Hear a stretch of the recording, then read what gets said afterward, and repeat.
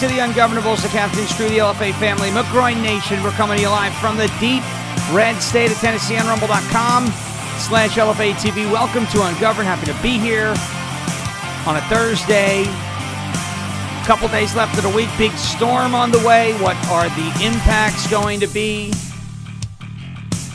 Looks like we were right yesterday and the day before as we did our weather segments, and we'll continue that because this is going to be a big storm throughout much of the United States. Started out as just a like a mid-south threat, and now the East Coast is getting involved. Philly to Boston is getting involved, and the north trend continues. So we'll talk about that towards the end. We'll show you some of the changes in guidance, why today's guidance is going to be the most accurate and trustworthy model runs of the entire chase. But you're not here for weather. That's why we'll do that at the end. We'll fill up a little of the segment at the end with some weather, because there's still significant impacts that will be felt throughout the South. Ice. No good. We love ICE in terms of immigration and custom enforcement, right? But not in the form of precipitation. So we will have that. I am not going to be able to show Jack Smith, guys. I don't know. I'm just not going to be able to do it. I don't know where to find it. I can't call. We have so much stuff to talk about this morning, and we will. Jeremy's going to be with the Jack Smith testimony. I'm just not going to be able to pull it. I don't know where it is. I just don't know where it is. So anyway, we have a potential deal on Greenland reached. And this is something that the president is very excited about. Also, arrests have been made. This broke just before the show. And I was looking at this. Just before the show, there were arrests made in the church assault in Minneapolis or Minnesota, St. Paul, over the weekend. 2 arrests have been made. We will tell you who those 2 were. I know one for sure has been made. We've been asking for arrests. It happened on Sunday. Today is Thursday. It is not Don Lemon, not yet. It is not Don Lemon, not yet. But the person who has been arrested is somebody who is one of the main organizers, one of the heads of the snake of that Minnesota church assault operation. So that there has been an arrest made. It's a good start, okay? Is it like, hey, we got an arrest, we're good? It's a good start, but we said there was going to be something coming. I think Don Lemon is going to get arrested too, but we got someone, and it's not a low-level someone. It's a high-level someone. So we will get to that as well as we move on through the morning. We'll take a little bit of a trip down memory lane. What is this Greenland deal, and how does it benefit the United States? We will get you that information as well. And you know what I'm talking about is midterms, right? That's the focus, number one. I believe the border is an issue that we can lean on in order to further our cause. Okay? I believe the border and the mass deportation operation is an issue that we can lean on to help our chances in the midterms if we talk about it properly. And we will give you another list, another batch of names of illegal aliens, of animals who were in this country, whose presence in your communities made your communities less safe. And that is the point that we will lean on a little bit later. By the way, did you hear this story about Barron Trump? And he saved someone's life because of Sorry. I always do. He saw someone being abused or something. He was on a FaceTime with somebody, and apparently this woman was being abused by her boyfriend. And like he called 911 and stayed on video until the cops arrived. When I first saw that, I thought it was nonsense. You know, it's one of those stories. Whenever I see stories about Barron Trump, I always think it's fake because of the stupid idiots who decided to say Barron Trump was a time traveler because of a name that was found in a book. And I will say that it's quite odd, but you know, so whenever I see these stories, I'm like, are they fake? But then I started seeing it in places that I I started seeing it in places that I trust, and I was like, not fake. It's pretty cool. I'm like the eternal skeptic. When somebody tells me something like through the internet, I automatically believe it's garbage. You don't know how many times we've dealt with this over the last, you know, whether it's in the sports world, whether it's, you know, whether it's here in the news world, whether it's in the weather world. There's just so much garbage on the internet that people would lead you to believe is real, and it's easy to fall for. I try not to fall for as much of it as possible. So I'm always like, oh, you know, this Barron Trump story, it's probably nonsense. This time it wasn't nonsense. It's an interesting story. We'll get to that if we have a chance. Well, What's Candace up? Owens says time travel's real. Time travels, yes. She just got served with a cease and desist from Turning Point USA, by the way. Wow. And now, by the way, now she's like, oh, if you have to threaten people with lawsuits, you're gay. And I'm like, bro, you literally dared them to sue you, just like with Macron. Are we paying attention? Did I tell you this is what she was going to do, or did I not tell you this is what she was going to do? Just like she said with Macron, well, if the things that I'm saying, even though I'm not saying anything, I'm just asking questions, aren't real, they should sue me. Then they sue her. They're attacking my free speech. You asked to be sued. She did the same crap with Turning Point. Well, you know, if they got a problem, they can sue me. They sued you. Oh, it's stupid to sue people. Are you kidding me? And there are still people out there who think she's onto something. If you look, here's my rule. If you think Candace Owens is onto something, you are most likely on something. Okay? Oh, good one. And whatever that something is, it's one of the most powerful drugs in the history of mankind. It's not reality.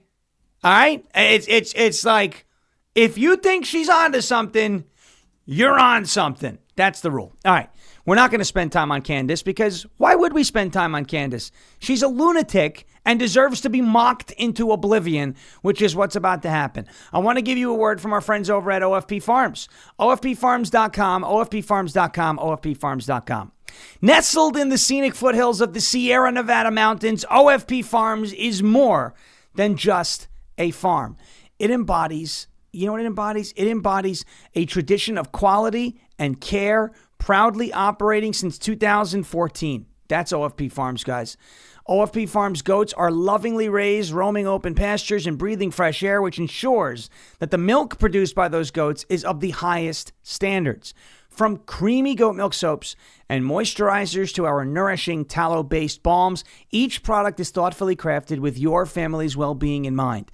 OFP Farms is committed to sustainable farming practices, providing natural and wholesome products that you can rely on. Now, whether you're in search of gentle skincare solutions or you simply wish to indulge in the purity of farm-fresh goods, OFP Farms warmly invites you to explore their website at OFPFarms.com. OFP Farms' mission is to bring a piece of the farm into your home, nurturing your family with the finest that nature has to offer. Be sure to visit OFP Farms' website and use the code Sean, SHAWN, and get 10% off of your entire order. That is OFPFarms.com, promo code SHAWN. 10% off your whole order at OFPFarms.com, OFPFarms.com. It's Oscar Foxtrot, PapaFarms.com. This is what their website looks like. Wait a second. That is a premature introduction of their website, but OFPFarms.com, you guys know where to find it. You guys and gals are awesome customers and supporters of them. You don't think of yourself as just a customer, by the way. You're supporting an amazing family and an amazing small business out there in California. This is OFPFarms.com. Take a look. Join the herd. Get in there. Use your promo code SHAWN for 10% off your entire purchase. It's OFPFarms.com, OFPFarms.com, Oscar Foxtrot, PapaFarms.com /SHAWN. All right. Before we get to the arrests and that great news out of Minnesota, I want to get to a word to our jeez. Come on. I want to get to a word from our friends at Armor Colostrum. Tryarmor.com/LFA-TV, TRYARMRA.com/LFA-TV. It's tryarmor.com/LFA-TV. Right here is their website. You guys know I'm always on the lookout for ways to strengthen my immunity, my gut health, improve my fitness and metabolism, and enhance my skin and hair radiance. That is what Armor Colostrum can do for you and more. Colostrum is the first nutrition that we receive in life. It contains all the essential nutrients that our bodies need in order to thrive. Armor Colostrum can do all of that and more for you, including reactivating your hair growth and helping your skin glow. Colostrum and Armor Colostrum specifically can help fortify your gut health and ignite your metabolism, and it can help fuel your fitness, performance, and recovery. Check it out at tryarmra.com/LFA-TV. That's tryarmra.com/LFA-TV. For those of you in the chat who've done this, I know you've had amazing feedback. I started taking colostrum too. I've had very good responses to it, so I love this stuff. Check it out, tryarmra.com/LFA-TV, tryarmra.com/LFA-TV, tryarmra.com/LFA-TV. Rosebud says, what did Sean say about Barron Trump? I'll get to you that information right now. Apparently, Barron Trump saved somebody's life during a FaceTime call that he was having. This girl, was apparently being beaten up by her ex-boyfriend. This was happening in the UK. So here it is. This is a friend of Barron Trump has revealed that the youngest child of President Donald Trump saved my life, telling a UK court that he called police after seeing her being attacked by her ex-boyfriend during a FaceTime call. The revelation came after during the ongoing trial of 22-year-old Matvey Rumiantsev, during which jurors in Snaresbrook Crown Court replayed the call to police per Metro UK. Rumiantsev has been charged with assault, actual bodily harm, 2 counts of rape, intentional strangulation, and perverting the course of justice. Trump told 999 operators, that's like 911 in the UK, Barron Trump, in a call made at 2:23 a.m. on January 18, 2025, quote, I just got a call from a girl I know. She's getting beaten up. He gave the operators the woman's address, adding, it's really an emergency, please. I got a call from her with a guy beating her up. The court also saw body camera footage from when officers arrived in the scene, in which officers asked the woman if Rumiantsev had been streaming during the attack. She was told by authorities that someone in the United States had been in touch with the police. She told them, I am friends with Barron Trump, Donald Trump's son. She explained the FaceTime call in the footage, after which one of the officers told a colleague, so apparently this informant from America is likely to be Donald Trump's son, he added. This female is friends with Donald Trump's son. She was on a FaceTime call with him when the assault happened, and he called us. The officers asked if she could call Trump back to confirm, and she was heard in the footage asking, hello, Barron, did you call the police? He was heard replying, I had someone call the police. So there you go. Barron Trump told the officers, she called me. I picked up the phone expecting a nice hello or something. I just saw a ceiling and I could hear screaming. I could see a guy's head on the phone. And then the camera turns to her crying and getting hit. He said that it lasted up to 15 seconds before the call ended. Quote, I called you guys. That was the best thing I could do. I wasn't going to call back and threaten things to him because that would just make the situation worse. The woman described the call in court as a sign from God. He would call me, adding that she had missed, quote, a few calls from him before the call that led to him contacting police. So that's what Barron Trump did. Very, very good, by the way. And it looks like, she thinks he saved her life. It's possible that he did. It is possible that he did. All right, before we get to Greenland, because I want to get to something juicy as well, 2 arrests have been made in connection with the anti-ICE storming of the church in Minnesota. Pam Bondi says, listen loud and clear. You know how she talks. We do not tolerate attacks on places of worship. Well, it's good to see that there actually has been an arrest made, so I'm not going to mock the Department of Justice here. We're going to commend the Department of Justice. All things considered, with the court holiday on Monday, they got this done in 2 full days. Not bad. Now, this is not the extent of the arrest. I would love to see Don Lemon arrested, and that may be coming. And because he's going to claim that he's a member of the press, they may need to do a little bit more of, T-crossing and I-dotting. But Attorney General Pam Bondi announced on Thursday morning, this morning, that at her direction, an anti-ICE organizer behind the storming of a Christian church in St. Paul, Minnesota, has been arrested. Nakima Armstrong has been arrested. Let me show you who that woman actually is. Good to see you. There she is. They're getting the operation together. Again, this is an operation that is secret. That's obviously Don Lemon, but he's a woman also. Can't tell you what is going to happen, but you're going to watch it live unfold here on the Don Lemon Show. But he's going to introduce her. There are for this reason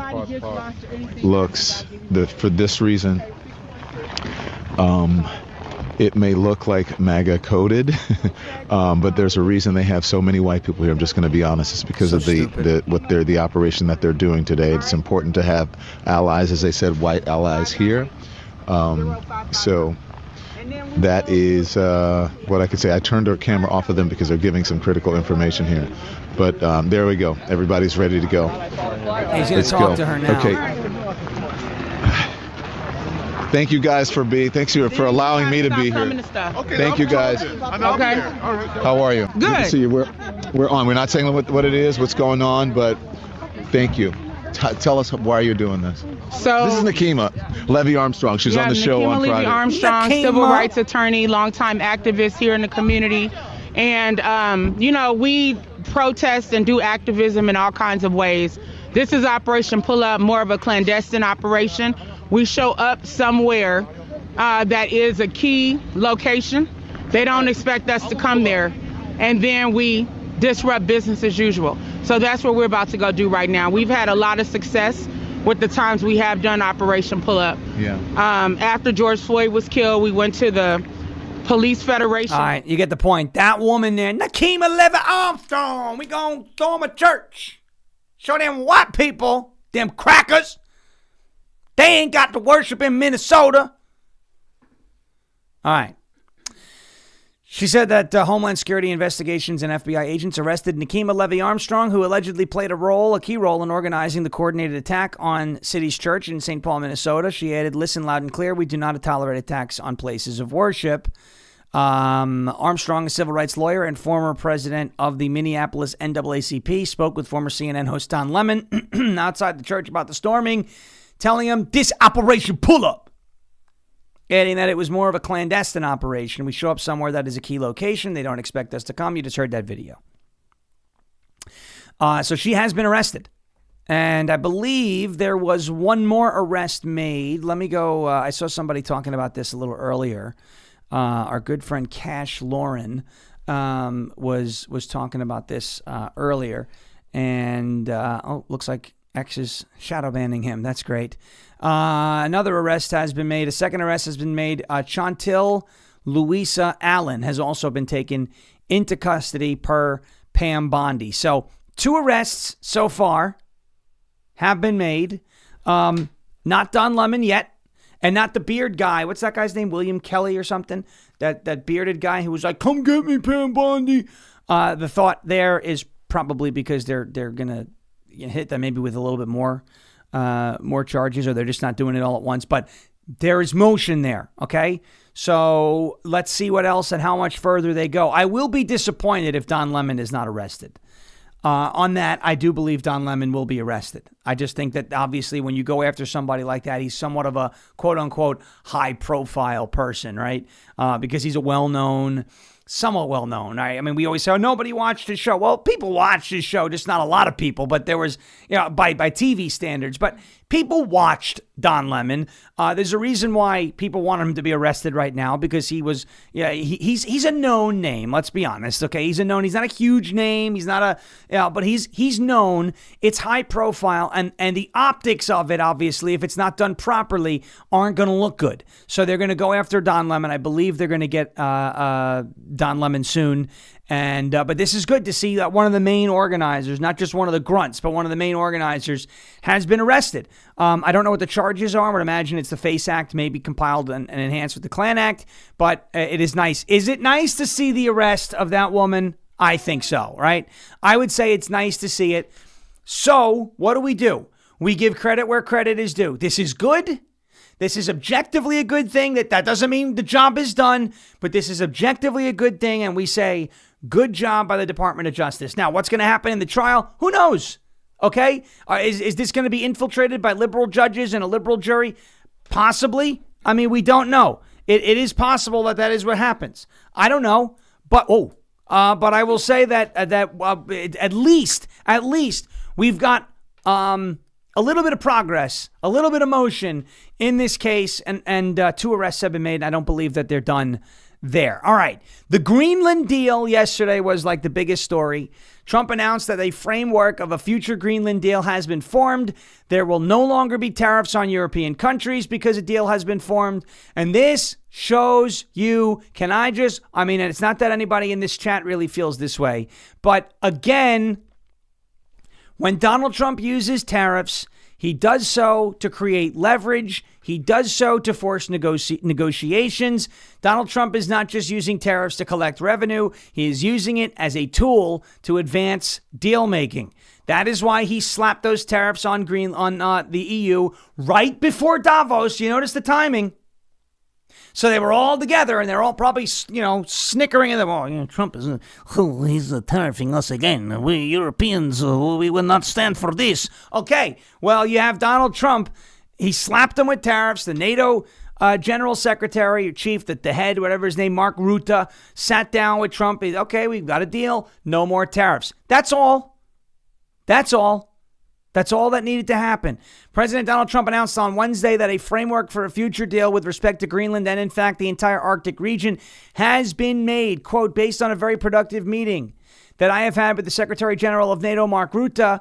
We have formed the framework of a future deal with respect to Greenland and, in fact, the entire Arctic region. The solution, if consummated, will be a great one for the United States of America and all NATO nations. Based on this understanding, I will not be imposing the tariffs that were scheduled to go into effect on February 1st. Isn't it funny how that works? Threat of tariffs, deadline. All of a sudden, the people that you're threatening with tariffs come to the table and you negotiate a way around the tariffs. That's how he operates. So for all of the people who are like, oh, we're going to have to pay another 10% tariff. Like, oh, U.S. consumers, he's bullying the rest. He's not, well, maybe he's a little bit bullying the rest of the world. But he has the leverage to do that. Speak softly, carry a big stick. Nobody has a bigger stick than your favorite president. Everybody understands that.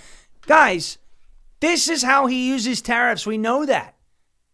And I like the fact that he's creative about this, right? I like the fact that he's creative about this. By the way, here's what Trump said to Maria Bartiromo regarding the Greenland deal. Watch. We will have everything we want. We're getting everything we want at no cost. So the Golden Dome will be on Greenland? A piece of it, yes, and it's a very important part because everything comes over Greenland. If the bad guys start shooting, it comes over Greenland. So we knock it down. It's pretty infallible. It's amazing. You know, Ronald Reagan had the idea a long time ago, but we didn't have any technology at that point. The concept was great, but there was no technology. Now we have unbelievable technology. I mean, virtually 100%. So what are we talking about? An acquisition of Greenland? Are you going to pay for it? We're talking about it. It's really being negotiated now, the details of it, but essentially it's total access. It's there's no end. There's no time limit. And he's leaving Marco Rubio. Oh, man, that clip is just short. What about Marco Rubio? What's his new job now? Look, again, Donald Trump wanted Greenland, right? Wanted to acquire Greenland. He said he's going to pay for Greenland. They said, no, we're not selling Greenland. Okay, we're going to hit you with tariffs, and we're going to announce that right before your meeting in Davos with all the globalist, pigs that go to these conferences, right? So now they're all in the same place and they're all talking bad about it. And, oh my gosh, I can't believe this tariffs and this is a problem and this is it's an attack on us, blah, blah, blah. Donald Trump sits down with the head of NATO because a lot of people had a lot of anxiety about the tariffs that were coming on February 1st, right? A couple of weeks from now. And what do you know? They find a deal, they strike a deal, the tariffs aren't going to be put in place. That is how Donald Trump uses tariffs to negotiate. And this is why the Supreme Court needs to look, and I hope they're watching this. A tariff is more than just, a fee assessed to another country. It's more than what it was designed to do. It's been used in ways by this administration to do more than just raise revenue, is the point. And so, and that is a big benefit of the tariffs is the fact that it can raise revenue. But it has been used, tariffs have been used in such a way by this administration, and not just in this term, but back into the first term, you saw him threaten with tariffs too. Tariffs have been used as a leverage tool. And I really hope the Supreme Court sees that it is not being used just as a revenue generator. Although that is one of the best uses and one of the things about the tariffs that we do get to raise a little bit of revenue. All right. When we come back on the other side of this break, the House Oversight Committee voted in favor of holding the Clintons in contempt of Congress. How do contempt proceedings work? We're going to talk to you about that, tell you everything you need to know about what to expect going forward. Do you need the Senate? Do you not need the Senate? How does this work? We'll get to that in just a second. But before we do that, I want to talk to you about our friends over at Silent. It's slnt.com, slnt.com/Sean, SHAWN, slnt.com/Sean. Let's face it, guys and gals, your phone is a tracking device between government agencies, big tech, corporate data brokers, and even cyber criminals. They're all fighting for a piece of your digital footprint. And the best part about it is, well, the worst part about it is really they don't ask. They just go on and take it. That is why Silent exists. Silent makes Faraday gear that blocks all wireless signals, including cellular, Wi-Fi, Bluetooth, GPS, RFID, and near-field communications. No signal means no tracking, no remote access, and no breadcrumbs. It is the same technology trusted by special operations teams worldwide, used to block signals, avoid surveillance, and secure communications wherever the mission leads. And right now, all that is available to you to protect your family, to protect your freedom, and to secure your digital footprint. All you got to do is drop your phone in a Silent Faraday sleeve, and it is off the grid, completely silent and invisible to the outside world. From their backpacks to their sleeves to their crossbody, Silent's patented technology gives you control of your privacy. Visit slnt.com/Sean to save 15% and get free shipping on qualifying orders. That is slnt.com/Sean, SHAWN. Protect your rights, secure your data, and stay one step ahead. Silent.com, slnt.com. Silence the chaos and go silent today. slnt.com, slnt.com/SHAWN. All right. The House Oversight Committee has voted in favor of holding both Clintons in contempt of Congress. What does it mean? How do contempt proceedings work? We will get right to that, okay? First off, let's go into this piece on Breitbart. The House Oversight Committee voted to hold former President Bill Clinton and former Secretary of State Hillary Clinton in contempt of Congress after they ignored subpoenas to show up to testify about the dead convicted sex offender Jeffrey Epstein. House Oversight Committee posted on X, House Oversight passes bipartisan resolutions holding Bill and Hillary Clinton in contempt of Congress for defying congressional subpoenas on the Epstein probe. The committee wrote in the Post, accountability is here. No one is above the law. The resolutions are now sent to the House. Okay, what happens? By the way, they said no one's above the law, so we have to do it. We have to do it. There it is.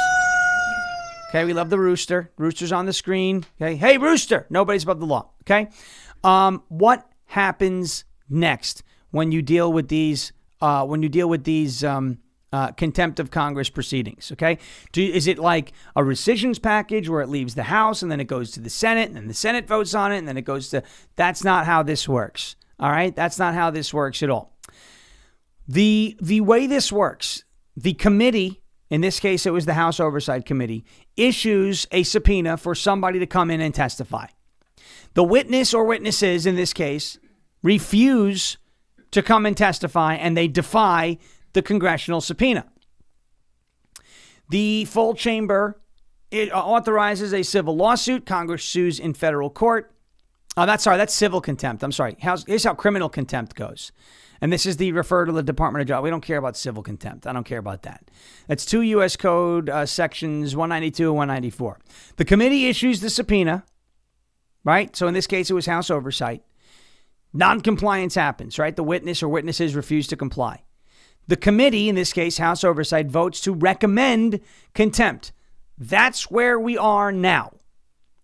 After that, the full House or, not and, very, very, very important, full House or Senate votes on the contempt resolution. How is that determined? Well, whichever chamber the committee that issued the subpoena belongs to is the chamber that gets the full vote on whether or not to hold the witnesses who defied the subpoena in contempt and refer them for criminal prosecution to the DOJ, right? So in this case, it was the House Oversight Committee, right?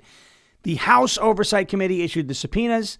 The House Oversight Committee is recommending contempt charges be brought against Bill and Hillary Clinton. Therefore, the full vote will take place in the House, okay? And it has nothing to do and never even sees the Senate.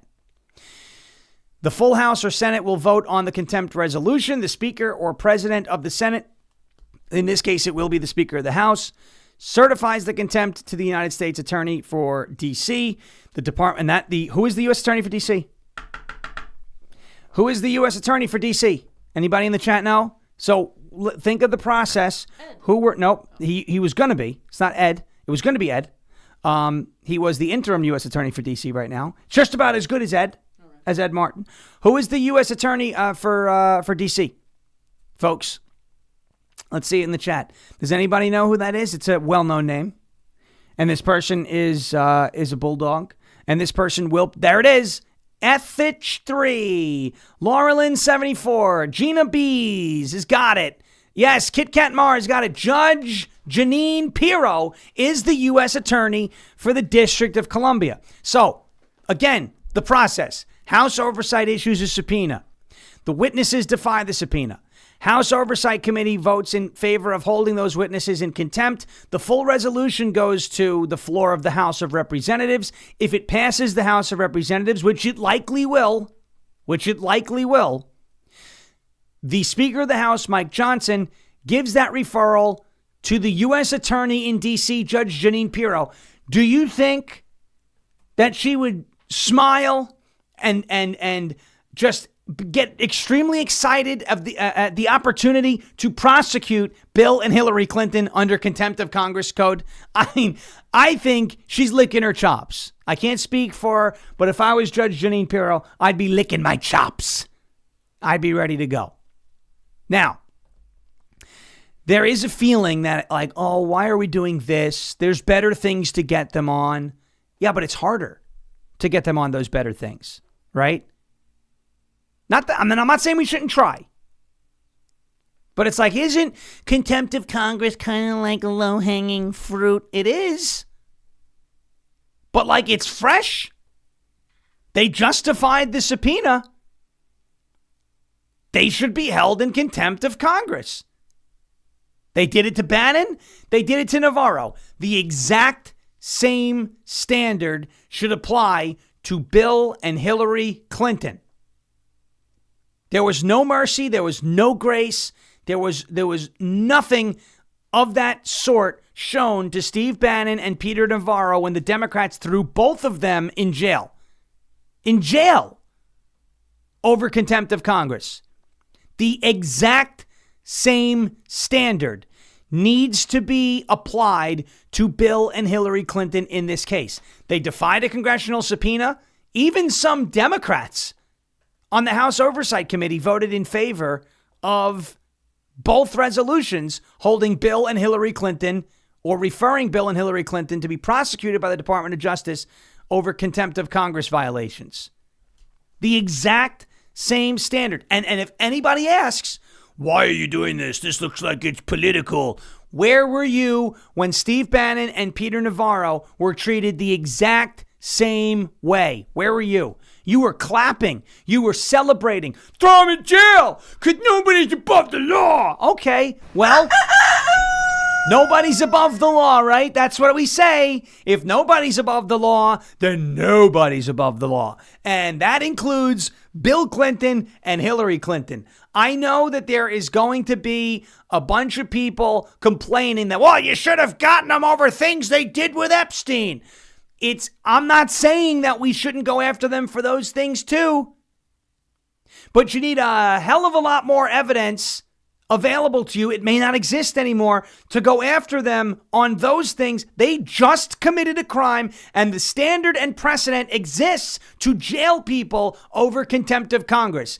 See, here's where the Department of Justice is in a lose-lose. Because you're like, oh, they're going to go after them for contempt of Congress to say they went after Bill and Hillary, and they're going to let them skate on Epstein. But if they don't go after them on contempt of Congress, well, you see, they're above the law. The Department of Justice isn't doing anything. Nothing will satisfy some of these people. Again, if it can be proven beyond a reasonable doubt that Bill and Hillary were, again, proven beyond a reasonable doubt, involved, complicit, played a role in the nasty child sex trafficking operation that Jeffrey Epstein was running, then yes, you go after them on that too.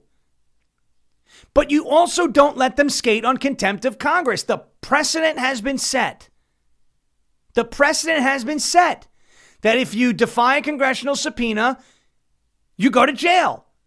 Steve Bannon, Peter Navarro. If anybody on the left has a problem with what may happen to Bill and Hillary Clinton if they continue to hold out through this process, all you have to do is point back to how the Democrats treated Steve Bannon and Peter Navarro.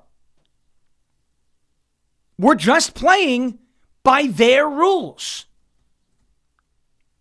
It's not hard to understand this. So, this does not mean that they're going to jail tomorrow. This takes a long time. Okay? This takes a long time. But the process has started. And I don't think it's going to be as simple as a bunch of rhinos caving, because a bunch of Democrats voted in favor of this too. And what does that say about the Clintons and their standing in the Democrat Party right now? What does that say?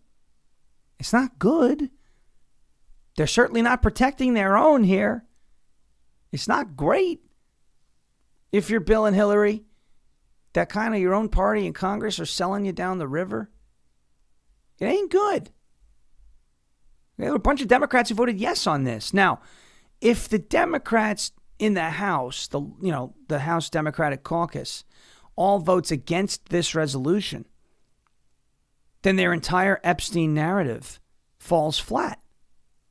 You say, how does it fall flat? Well, their whole Epstein narrative is that Donald Trump is covering up the Epstein files, which is false. Now you have the House Republican Party, and the House Oversight Committee wants answers on the Epstein files, answers on Jeffrey Epstein's conduct. They're going to people who were in the Epstein files, mentioned and seen in pictures, etc., Bill and Hillary. Those witnesses are refusing to testify and comply with the subpoena. But now the House Democrat Caucus doesn't want to hold them accountable. So they have to, some of them are going to have to vote yes on this contempt resolution. And I'm telling you, if we get down the road, and I'm saying if because I don't know how urgent the full House is going to feel about it. But if we get down this process and that resolution passes the House, and now there is a criminal referral in the hands of Judge Jeanine Pirro, and the opportunity to prosecute Bill and Hillary Clinton for defying a congressional subpoena, she's going to do it. I think. She's going to do it. And she should do it. Because the Democrats did it to Navarro and Bannon. And by the way, even if the Democrats didn't do it to Navarro and Bannon, yeah, there'd be a stronger case. Be like, oh, well, we let them skate. But the law says you can go to jail for refusing to comply with a congressional subpoena. And I'm just saying, nobody's above the law. So go after them. Go after them. Again, I did not think that when I was putting the show together last night that I would have two optimistic takes on the House GOP and the Department of Justice. But yet here we are. It's a good day to have a good day. It is. It is. I know it feels weird, right? It's like, what? It's like when the Jets are leading in the fourth quarter and you're like, I know it's coming. I know the turnover's coming. I know they're going to blow this. But don't. Just for a second, just believe. Even the Jets won 3 games last year. Just believe. It's possible. Okay? It's possible. I'm optimistic about this. I'm optimistic about this, okay? So, there you go. It is a good day to have a good day. All right. Now, you still have to get a conviction in front of a jury, but maybe the process will have to be the punishment. Fine. But go through the motions. Go through all the motions. Just because you have a bad chance of winning does not mean you don't try and win, right? You could be the underdog going in any sports game, but you still play the game. And as Herman Edwards says, you play to win the game. All right. This is a good story from yesterday. Drug overdoses plummeted because of the administration's actions on the border. This is what America First looks like, okay? Saving American lives from the scourge of drugs and addiction in this country. This is what America First looks like. By the way, this is what America First also looks like. ICE agents arrested some really nasty people. You know how much I love doing this, right? Going through the names and what these people were arrested for. Why do we do this? Why do we do this? Why do we spend so much time reading through people's names and going through their charges? Because it is important to understand that ICE is not the Gestapo, that ICE is making your communities safer. Whether you're left, right, middle, up, down, wherever you are. They are making your community safer. If you have drug lords, gang members, rapists, murderers, carjackers, sexual assaulters roaming the streets of your neighborhood is less safe than if those people were taken off the streets. That is a fact. That is a fact. Everybody wants to live in a safe community. Nobody intentionally moves into an unsafe community because the community's unsafe, right? That's why we do this. So let's go through some of these names and some of these charges. ICE arrested pedophiles, violent assailants, drug traffickers from the streets. 70% of ICE arrests are of illegal aliens charged with or convicted of a crime in the United States. Among those arrested by ICE agents this week is Kevin Antonio Chavez Garcia of El Salvador, who was previously convicted of sexual exploitation of a child in Weld County, Colorado. ICE also arrested Edgardo de Jesus Pacheco Flores. That is a 1, 2, 3, 4 name, a 4-bagger. That's a big one.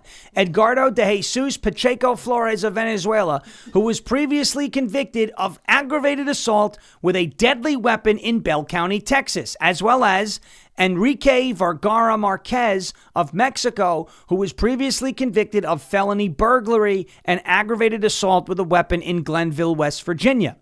Felipe Avila Jimenez and Julio Noyola Campos, both illegal aliens from Mexico, were arrested by ICE. Avila Jimenez was previously convicted of importation of methamphetamine in Carlsbad, California, while Noyola Campos was previously convicted of trafficking drugs in Wake County, North Carolina. And there's a whole lot more where that comes from. You mean to tell me that there are independents out there after hearing that saying ICE is the Gestapo? They are bowing down and kissing ICE's feet because those people are no longer walking free in their communities. The problem is not enough people know. That's the problem. Not enough people know that is the type of person that is being taken off the streets every day by ICE. That's why we support ICE. And that's why I believe it can be a winning element when we make our case for why the Republican Party is the party you should vote for in the 2026 midterms. Because the Democrat Party wants that to stop. They don't want those people arrested. They don't want those people deported. They want that to stop. One party wants that to continue and wants your community to be safer. The other one wants those people to remain in our country. Who are you voting for? Who are you voting for? I wouldn't be voting for the ones who want the rapists and child sexual exploiters and, drug dealers and murderers and gang members. I wouldn't be voting for the party who wants those people to stay in your community. I just wouldn't be doing it. I don't know. You probably won't be doing that either. Are we at Mo? Yes. Threshold? Okay. Moon's about to have I see him. problem. He says, I'm voting for Mo. Goodness gracious. All right. Here's Mo. You got him. There he is. Everyone breathe. Everyone breathe. It's going to be all right. All right, guys. Weather update, yeah? Yes. You ready to talk about the storm? Yes. Today is going to be the most accurate model guidance that we've had all chase. Yay. So we will do that after a word from our friends at goldencrestmetals.com/LFA. I'm sure by now you've heard that silver went up 160% last year, 2025. I bought this silver for $22 an ounce. It's now worth almost $100. And we and experts think that silver is going to get up to about $200 an ounce. Palladium and platinum were stuck at $900 an ounce for like over a year, or in that area. Now they're up over $2,000. Gold is approaching $5,000 an ounce. If you have ever thought about putting some or all of your retirement or nest egg or savings or just buying bullion in precious metals, now's the time to do it. goldencrestmetals.com/LFA. That's goldencrestmetals.com/LFA. Go leave your name, your email, and your phone number. Schedule a time to talk to the folks over at Golden Crest Metals. Get your free gold guide today, and make sure you tune in on Saturdays at 1 p.m. for the Crest Report, where we dive deep into precious metals, why they're doing what they're doing, and where we expect them to go. It is like insider trading. Nancy Pelosi knows about that. We don't. It's just inside information. It's not even really that. It's called knowledge. Get yours today and get a part of gold, silver, palladium, and platinum and diversify your portfolio today. goldencrestmetals.com/LFA. goldencrestmetals.com/LFA. Thank you, Golden Crest. Thank you, Jeremy, obviously, for being a part of the show, and Golden Crest for sponsoring the show. Here we go. Are we ready for some weather? Here we go. I saw Donna in the chat. Our friend Donna says, you always called it right in New York, too. I tried. We go from run to run with the models. I'm not a meteorologist, but I like to think I know a thing or two. Here we go. Let's get into what is being shown for this weekend's historic and massive ice, snow, rain, etc. event. Here we go. Last night, overnight Euro. Yesterday, you had hurricane hunters drop what's known as dropsondes into the system to better sample it and get better information fed into those models. This is the first. This is going to be the first model run with the dropsonde data incorporated. Let's take a look at the European model, because the European model has been on to something this entire time, a more northward shift and a stronger system, which brings in more warm air, especially aloft. So as we see this thing take shape, here it comes into, you see the Middle Tennessee region. You used to see the mix line down into the, upper third of Mississippi and Alabama. Mix and rain now coming into southern Middle Tennessee. Right off the bat, you deal with a bunch of ice, and then it transitions into rain all the way into southern Kentucky, and you don't really get a back-end thump. It's mostly, if the European is correct here in Middle Tennessee and the Mid-South, mostly a rainstorm, okay? Now, that doesn't mean you can't have freezing rain. There will be. Take a look. Let's get back to where it is raining, because this is part of the problem here. Take a look at that. When that rain starts, what is the temperature down at the surface? That's important. you're still hovering around freezing. So you could start off with a little bit of freezing rain, but those surface temperatures, which is good because you don't want ice, those surface temperatures wind up increasing. You see this massive warm nose that comes in not just aloft, but at the surface as well. That is plain rain because that low pressure system's coming off the Gulf of America with a lot of warmth and a lot of moisture. That was the overnight run. This is the morning run of the European model. Again, with more data ingested, you see the same type of thing happening here.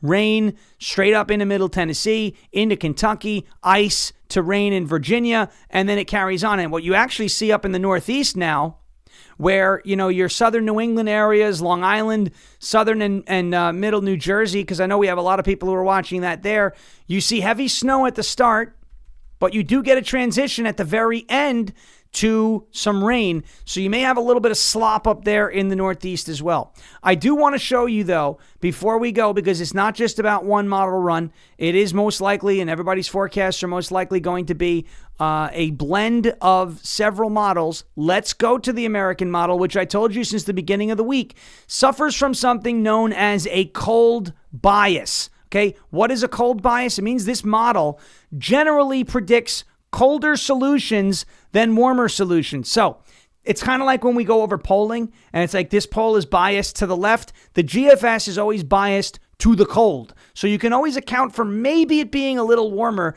than what it shows. However, this does show you the potential risks and the potential impacts if this storm system does track further to the south and does take that colder solution. You're dealing with a crippling ice storm in the Mid-South. Here it goes, right? This is 12 p.m. on Saturday. You have snow starting in the upper middle Tennessee region, the southern half of Tennessee already engulfed in a terrible ice event. Look at that. You don't really see much rain get into Tennessee and into the Mid-South. And then you get a back-end thump of very heavy snow, which, my goodness, if ice falls, if you get snow, ice, and then snow again, you're talking about a really crippling situation. Look at the Northeast there. You see Long Island up in this area, the armpit, right? Jersey, Pennsylvania, the corridor of Philly to Boston, getting pounded. No mixing, all snow if the American model is correct. But remember, it tends to run colder. Here is this morning's run of the American model, right? So you see it coming in again. A little bit less of an intrusion of the rain there. Is that a southward or a colder shift? So what you see here in the Mid-South, if you're watching, if the American model is correct, you're getting some snow, you're getting a lot of ice, and then you're getting a back-end thump of snow. You do see the mix line up in the north, in the northern portions, getting closer, but there's so much cold air, I'm not sure that it's ever going to mix there if the American model is correct.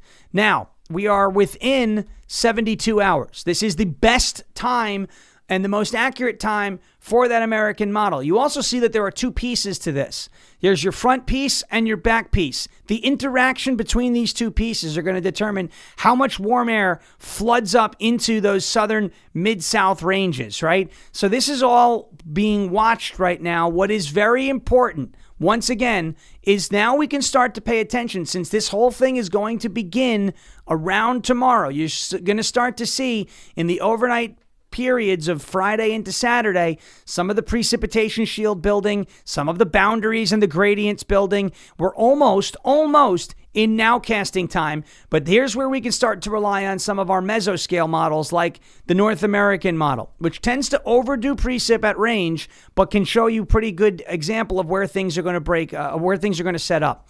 Here's what the North American model says. It's the North American mesoscale, the NAM. A lot of people call it the drunk uncle because sometimes it spits out some crazy totals.